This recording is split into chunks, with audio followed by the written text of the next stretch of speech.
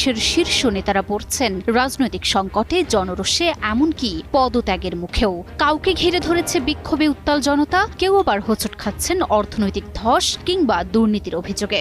সব মিলিয়ে নেতৃত্বের চিত্রটাই পাল্টে যাচ্ছে। মাত্র কয়েক মাসের ব্যবধানে একাধিক দেশের প্রধানমন্ত্রী তাদের রাজনৈতিক শেষ অধ্যায়ে পৌঁছে গেছেন। সব মিলিয়ে আসলে বিশ্বমঞ্চে কি ঘটছে, কোন কোন দেশের শীর্ষ নেতার কপাল থেকে মুছে গেল প্রধানমন্ত্রীর পদটি, চলুন দেখে আসি। প্রথমে নেপাল দিয়েই শুরু করা যাক। নেপাল যেন হঠাৎই ইতিহাসের মোড় ঘুরিয়ে দিল। সোশ্যাল মিডিয়ায় টানা নজরদারি আর বন্ধের সিদ্ধান্তে শুরু হয়েছিল জেনজিয়ের ক্ষোভ, আর সেই ক্ষোভই মাত্র দুদিনে রূপ নেয় বিস্ফোরণে। রাজধানী কাঠমান্ডুতে হাজার হাজার তরুণ তরুণীর বিক্ষোভ আগুন ছড়িয়ে দেয় পুরো দেশে।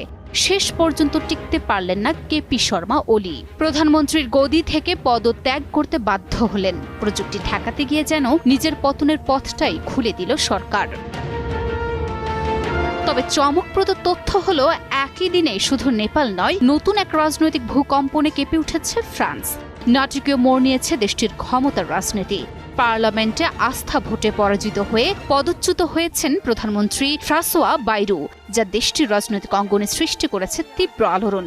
সোমবারের ঐতিহাসিক এক ভোটে সংখ্যাগরিষ্ঠ এমপি তার বিরুদ্ধে অবস্থান নেন, যা সরাসরি সংকটে ফেলে দেয় পুরো সরকারকে।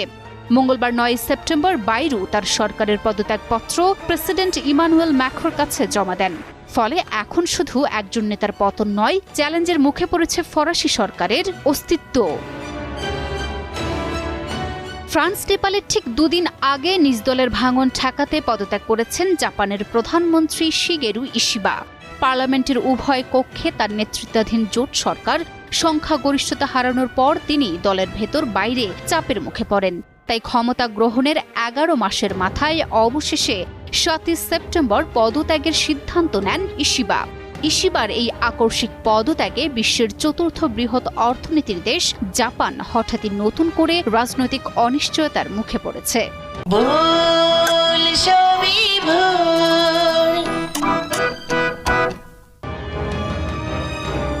বিশ্বের প্রধানমন্ত্রীদের পদ হারানোর ঘটনা এখানেই থেমে নেই। এই 3 দেশের প্রধানমন্ত্রীদের পদত্যাগের হিড়িকের ঠিক 12 দিন আগে একই পদ থেকে পদচ্যুত হন থাইল্যান্ডের প্রধানমন্ত্রী পেতুংতার্ন সিনাওয়াত্রা।